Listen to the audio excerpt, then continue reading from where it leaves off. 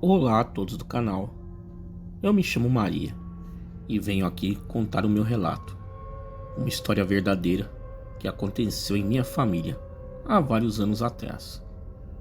Na época, morávamos em Bom Jardim de Minas, em um sítio que pertencia ao meu avô. Eu tinha 15 anos na época e o ano do acontecimento era 1986. Bom Jardim de Minas é uma cidade pequena de Minas Gerais e todos se conhecem. É uma cidade que vivia basicamente na agricultura na época. Hoje é tida como cidade turística devido às belezas naturais, como cachoeiras e trilhas. Também é cortada pela famosa Ferrovia do Aço. Apesar de ser no estado de Minas Gerais, fica bem próxima à divisa com o Rio de Janeiro, cercada por montanhas, natureza exuberante, mas com muitos mistérios também. Morávamos em um sítio que ficava bem próximo à linha férrea, e histórias de assombração era comum em nossa família. Desde pequena, sempre ouvi vários tipos de histórias de meus avós, sobre saci, mula sem cabeça e, claro, sobre lobisomens também. Plantávamos de tudo no sítio, mas nossa maior plantação era o de café. Era ela que rendia um bom dinheiro para a família. Meu avô sempre gostou de todos os filhos por perto, e apesar de serem pessoas humildes, todos estudaram, e alguns até se formaram na faculdade. Meu pai, por ser o mais novo, foi um dos últimos a terminar os estudos, mas preferiu ficar trabalhando no sítio com o meu avô. Ele dizia que adorava a roça e que mexer com a terra era a alegria dele. Tudo ia tranquilamente em nossa família. Até que no ano de 1986, um irmão de meu avô se mudou para lá. Praticamente ninguém da família conhecia ele. Meu avô nunca tinha falado sobre ele e até ficamos surpresos quando ele apareceu. Ele era irmão mais novo de meu avô. Se chamava Sebastião. Tinha em torno de uns 60 anos na época. Era magro, pálido, estranho. Não sabíamos nada sobre ele, de onde ele vinha, se tinha família, filhos. Só de repente apareceu um dia do nada, e meu avô deixou que ficasse em sua casa até que arrumasse um canto para ele. O meu pai chamou meu avô em casa e perguntou sobre o tio desconhecido. Ninguém havia falado nada sobre ele a vida inteira, e meu avô disse que não falavam muito sobre Sebastião, pois seu pai o havia expulso de casa ainda jovem, por mexer com coisas erradas. E eu perguntei, mas com que coisas erradas? E meu avô cabisbaixo respondeu: ele abandonou nossa religião, que é católica, e se juntou com um vizinho, e diziam que estudavam magia negra. Um dia meu pai, o seu bisavô, pegou ele em uma clareira no meio do mato, sacrificando um bezerro recém-nascido e tomando banho com sangue do bicho. E diante daquilo, meu pai expulsou ele de casa. Ficamos perplexos com a história. Nem minha avó sabia disso. Meu avô disse que nunca falou a ninguém devido à vergonha que isso trazia à família. Eles chegaram a mudar de cidade na época, pois até o padre ficou sabendo das loucuras que Sebastião começou a fazer e não recebia bem sua família na missa. E nisso, Sebastião sumiu por um tempo. E depois de alguns anos apareceu com o carro do ano, que era um luxo para aquela época, e com o bolso cheio de dinheiro. Dizia que tinha vencido na vida. Bebia e fumava feito um louco. Mas depois de algum tempo, sumiu de novo, sem deixar rastros. Logo se mudaram e não falaram para ninguém para onde iam. Bom, e agora ele apareceu, 40 anos depois, e procurou meu avô pedindo auxílio, pois não tinha onde cair morto. Nem preciso falar que logo todos nós ficamos contra a sua presença ali. Ninguém o conhecia direito, e segundo a história do meu avô, no mínimo ele devia ter alguma perturbação mental. Meu avô pediu um tempo só para ele ver o que fazia com o homem, pois apesar de tudo, ele era seu irmão e ainda não tinha certeza total da história, pois isso era o que o pai dizia, e que logo daria um rumo para ele. Diante dos argumentos do meu avô, decidimos dar um tempo até que o tio Sebastião se restabelecesse, pois além de não ter para onde ir, parecia estar doente também. Logo meu avô o acomodou em uma pequena casa que tinha no sítio. Ficava um pouco mais afastada das nossas casas, e lá ele podia tentar se restabelecer. Passado algum tempo, o tio Sebastião parecia melhor. Ele não incomodava, ficava lá na casa dele, quieto, e quando se encontrava com a gente, era até simpático, mas de pouca conversa. E então, por esse motivo, acabamos nos acostumando com ele, já que ele ficava quieto no canto dele. Chegou a época de Quaresma. Bom Jardim é uma cidade que tem por costume as celebrações católicas, coisa típica de cidades do interior de Minas Gerais. Tinha as procissões, as missas, e minha mãe e vó costumavam ir à cidade na igreja nesses dias, e eu as acompanhava. Geralmente meu pai ou vô ia junto de carro, mas neste dia não puderam ir, e nós decidimos ir a pé mesmo, cortando pela linha do trem, que era mais rápido. Seguimos por uns quilômetros pela linha férrea. Dava no máximo uns 3 quilômetros até a igreja. Íamos conversando e nem percebíamos o caminho. Era no máximo uns 40 minutos de caminhada. Na volta minha mãe vinha com uma lanterna iluminando o caminho. E nesse dia, ao voltarmos, escutamos barulhos no mato ao longo da linha do trem. Parecia que algo nos acompanhava pelo mato. Pensamos em ser algum bicho ou cachorro e vínhamos apreensivas. Quando chegamos próximo ao sítio, vimos ao longe um vulto grande atravessando a linha do trem. A lanterna não alcançava até onde estava aquele vulto, mas dava para ver que era algo grande. Apressamos os passos, chegamos em casa. Na mesma semana, alguma coisa começou a atacar os animais do sítio. Virava e mexia, apareciam galinhas mortas e depois alguns leitões sumiram. Meu avô estranhou, pois nunca havia acontecido isso ali. Passado alguns dias, alguns moradores da região começaram a comentar sobre o bicho grande que ficava andando beirando pela linha do trem. Diziam que viam ele sempre entre o túnel dos Cabritos e a cidade de Bom Jardim. Logo, alguns sitiantes, para os lados do Rio Grande, começaram a relatar que algum bicho estava atacando as criações deles. E assim começou a se espalhar boatos que só podia ser um lobisomem que estava fazendo aquilo, pois todos relatavam a visão de um vulto grande que ficava sempre nas sombras e parecia um cachorro, e ainda mais que era a época de Quaresma. Aquele bicho estava sempre atacando ao longo da linha do trem, e todos que tinham sítios que beiravam a linha férrea estavam apreensivos. Logo nosso sítio deixou de ser atacado, e assim foi por toda a Quaresma. Chegou a Sexta-feira Santa. Lembro-me até hoje, era dia 28 de março. Fomos à missa na igreja, foi a família toda. Fomos em uma Kombi que meu pai tinha. Até o tio Sebastião foi junto. Para quem não conhece a igreja de Bom Jardim de Minas, ela fica junto com o cemitério da cidade.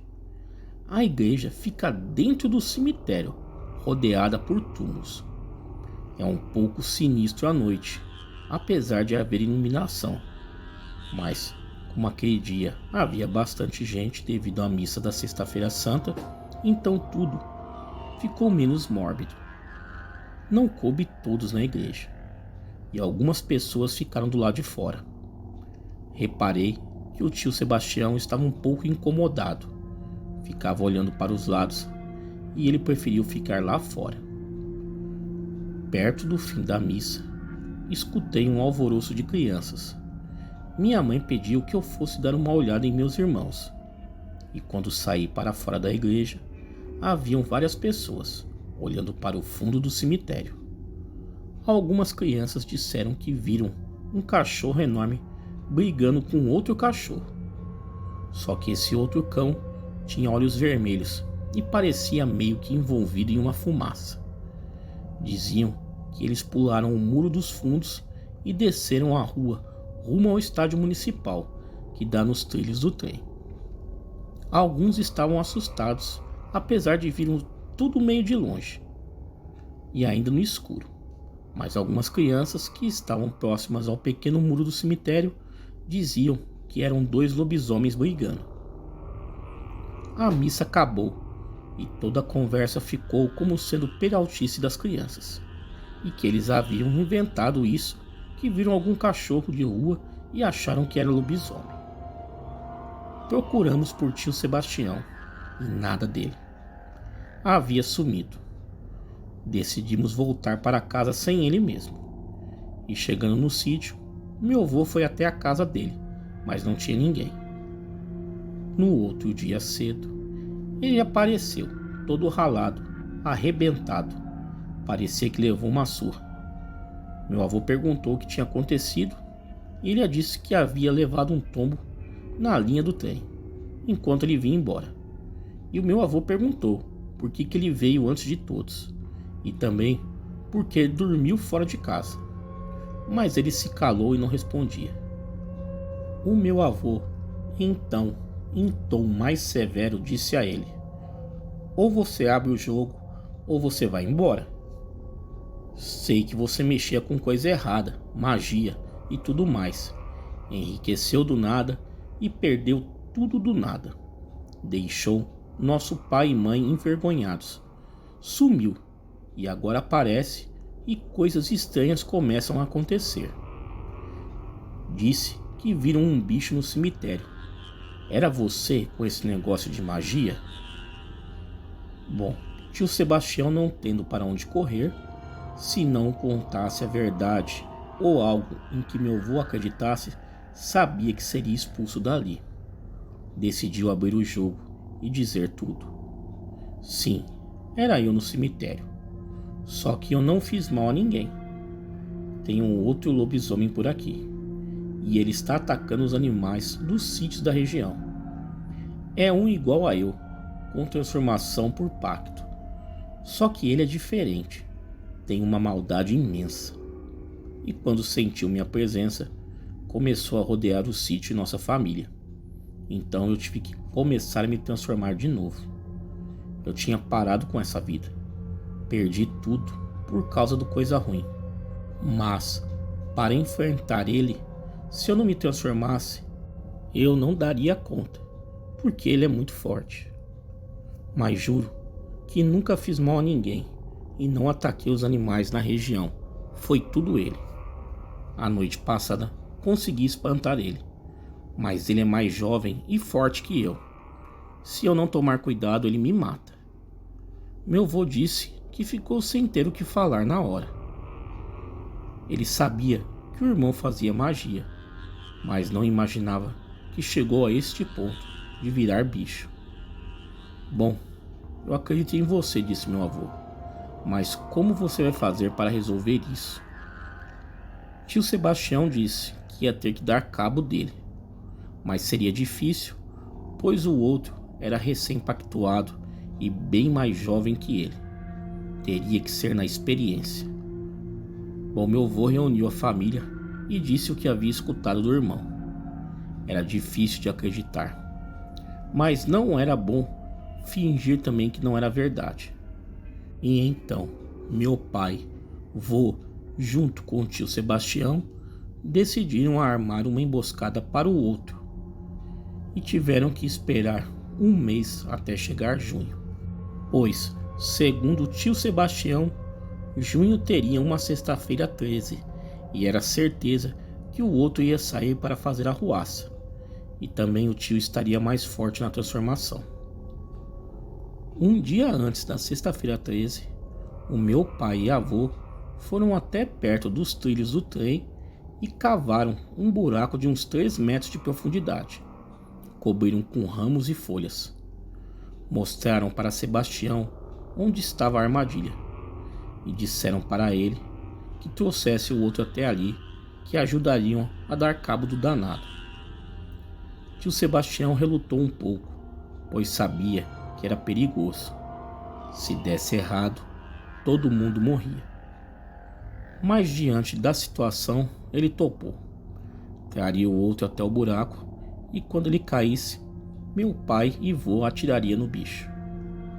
O duro seria saber quem era quem na hora. Mas tio Sebastião disse que reconheceriam ele quando vissem.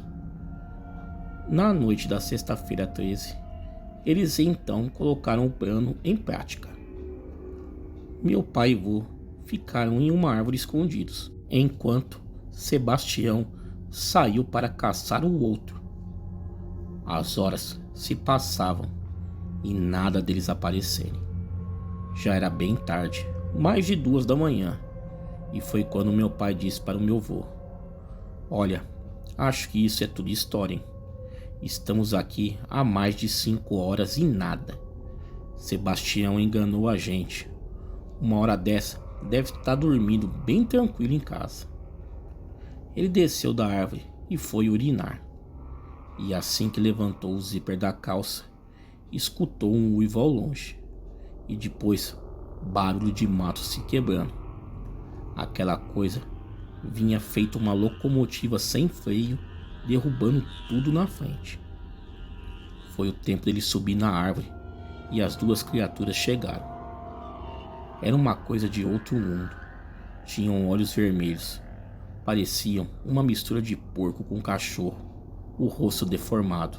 Cheiravam mal. Parecia enxofre. A única coisa que diferenciava um do outro era a pelagem. Um tinha pelos acinzentados.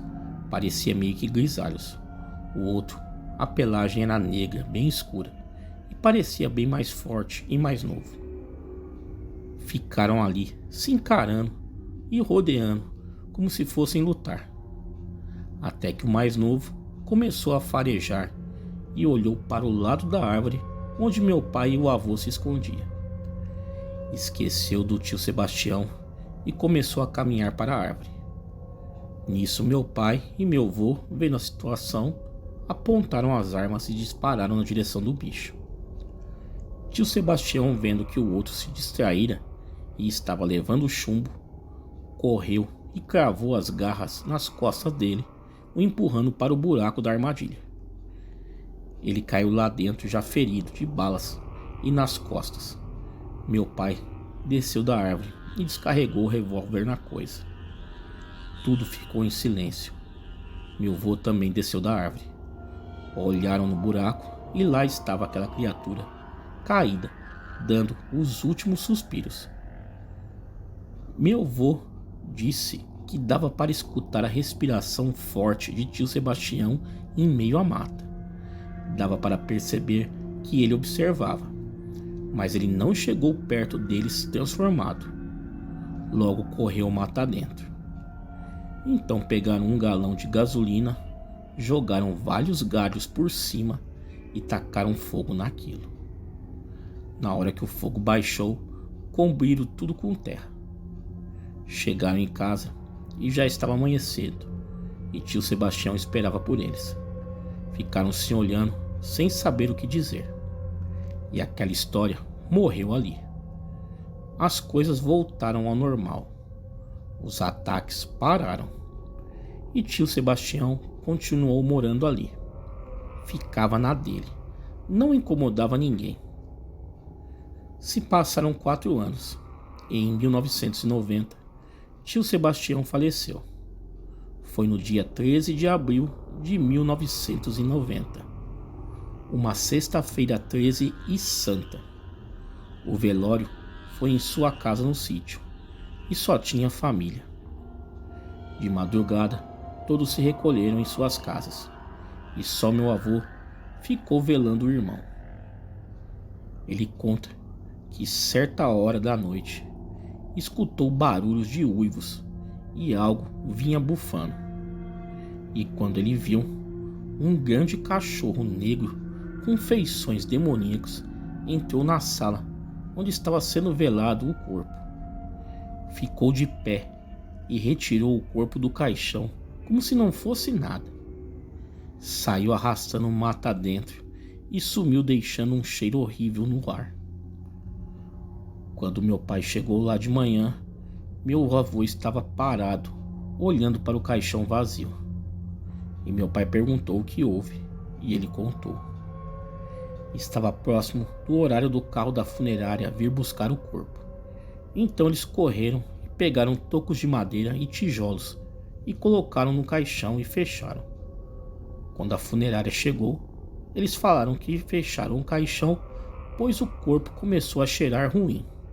E assim foi feito. Enterraram o caixão com tijolos e madeira.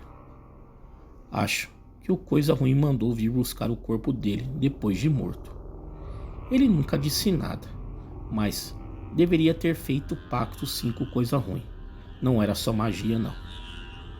Bom, esse foi o acontecido. Meus avós e pais já são falecidos, e só sobrou eu que sei essa história. Meus irmãos eram pequenos na época e não perceberam e nem lembram de nada. Não moro mais em Bom Jardim de Minas, mas sempre vou lá visitar alguns parentes e o túmulo dos meus avós. Conheci o seu canal há pouco tempo no YouTube e decidi compartilhar com todos esse acontecimento. Bom, é isso. Obrigado e um abraço a todos os inscritos do canal. Tá aí, galera, um relato aí sensacional enviado ao canal. Quem tiver relatos iguais a esse e quiser enviar ao canal, o e-mail está aparecendo na tela e também está na descrição do vídeo. Me sigam lá nas redes sociais, Facebook, Instagram, Twitter. Todos os links aí embaixo na descrição desse vídeo. Galera, muito obrigado e até a próxima.